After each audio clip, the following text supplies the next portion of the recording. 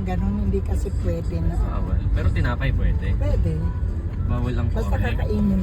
Yung mga ganon. Yung talagang mga airport eh, no? Philippine Airlines lang. Oh? Pero Yeah, yung sa- ibang airways, Yun dun okay. sa, dun sa United Airlines, hindi kami Hindi ka ganyan. naglalaro basketball na. Hindi ko na kilala yung mga tao dito. Parang ako na nga yung dayo. Dayo. eh. Ang dami, no? Hmm.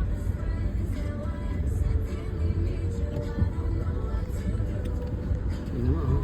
Layo pa kayo. Tagasaan ko na lang din kaya.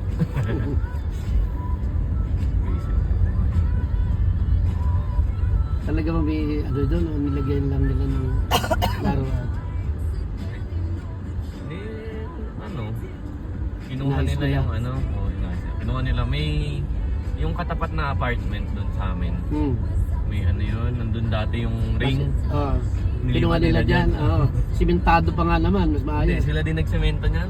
Ganun ba? Talagang ano. Sinemento nila. Ayos ah. Eh yung may-ari kasi, yung katapat lang din, eh pumayag naman. Eh syempre, Oo. Kanya din yan, eh. Masisimento eh. oo. Kaya lang, maingay. Wala naman din siya dyan. Kaya naman pala. Hindi, kung nandyan man, gabi, wala naman na ding tao. Maglalaro. Maglalaro, walang ilaw. Okay. May, grabe naman. Hindi naman ito mag-park ito. Pwede na may gilid pa. Ikaw magawa ng paraan mo. Pagas-gasin ko sa coaching.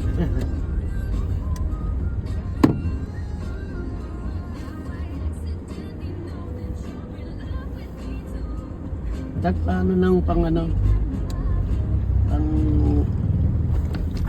express? Okay, meron na. Nagbigay na siya. In-advance niya na kahapon. Thank you ha. Thank you sa mga Nakalimutan ko nga pala, oo nga pala, no? Thank you, Naka. Thank you so much sa pagdadrive mo sa amin. Nakakalayo tayo. Salamat. Kung hindi lang yung kotse, nilayo ko pa kayo nun sa Pangasinan lalo eh.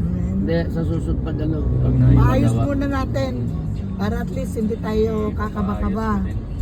Ano, Sarap pa naman sa Baguio nung nagbagyo kami. malaki-laking sasakyan, masyadong maliit yun. Sobrang lamig nung ano.